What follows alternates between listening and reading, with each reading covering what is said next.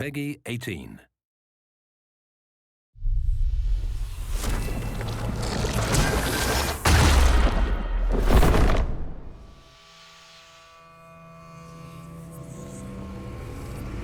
It was 2009, towards the end of when we were finishing Dragon Age Origins, when myself, Matt Goldman, and Mike Layla started to get together on a weekly basis to talk about the directions we wanted to take the franchise, and the things we wanted to explore if we had a chance to do so. We built a kind of a cartoon animatic of what we would like to be in the game if we were going to really pull out the stops and do whatever we wanted.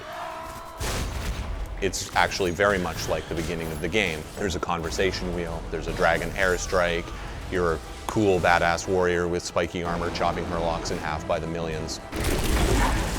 It was exciting. It was like, wow, man, can we actually pull that off? Can we feel like the party works together to demolish foes rather than having their disparate abilities? So brainstorming with the core leads on Dragon Age is pretty exhilarating. I really love to lead him astray with crazy ideas. Every time we would talk, I'd start talking about how every piece of our art would involve Ulrich von Hawk, the lycanthrope character of our game, howling and like tasting his own blood. Anyways, it kind of got out of control after a while, so I had to drop it. But it was pretty fun while it lasted.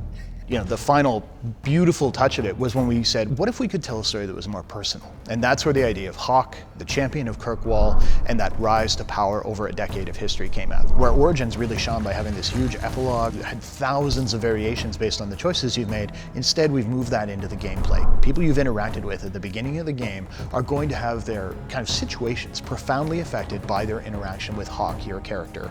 If getting the relic gets Castillon off your back, then I'll help you retrieve it.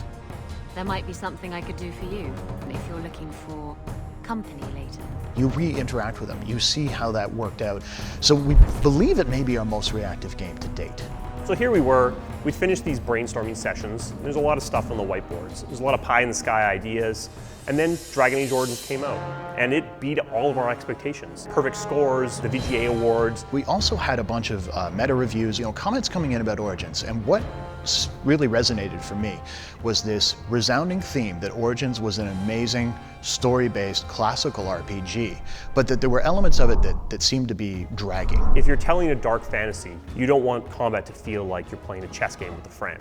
So that seemed to be the reviews. No one was really panning the game to me. It let you have this cool tactical experience, and obviously the story was intense, well loved. But the question for me was, is there any way that we could just take the RPG concepts, the very core tenets of it, and move it forward into a newer feel, something that would work as well on the consoles as it did on PC? We've really stuck to our vision. We've kept what was good about Origins and shaved off the edges and made something really unique. Matt wanted much more composed imagery, places that played up the character. I wanted combat that felt like it wasn't silently rolling dice behind the scenes, that felt like when I was pushing a button, it was responding and my characters were responding accordingly. But because it looks faster, because it's got a character with a voice, because of this historical story we're going to do, it ran the risk of people saying, oh my God, that is so different.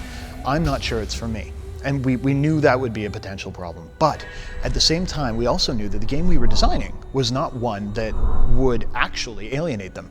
So what we've been very open with is letting people go hands-on. And the big thing we saw is that people, even people who loved Origins, people who came wearing armor from Origins, were playing the game and going, oh wow, I see what you did here. It's almost hard to communicate how much this game still feels like Origins, despite feeling completely different. We're trying to make a game that we would love to play. We have the best in the biz running their teams and working really hard together to make this thing come true. Even when Origins was nearing completion, we had already started thinking about Dragon Age 2. We'd already begun sharpening that axe. So the moment they took the blinders off, said, okay, go. We knew exactly what we were making. We knew the exact vision we were trying to bring to the player.